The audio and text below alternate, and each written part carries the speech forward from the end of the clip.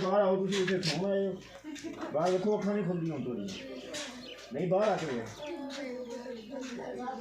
नहीं ठंड खत्म होगी हूँ ठंड खत्म होगी कल होगी ठंड को नहीं है हम कल ठंड होएगी ये बंद होएगी ना धुप लगेगी फिर ठंड होगी हाँ ले आज ना तो पाई को आगे ले आती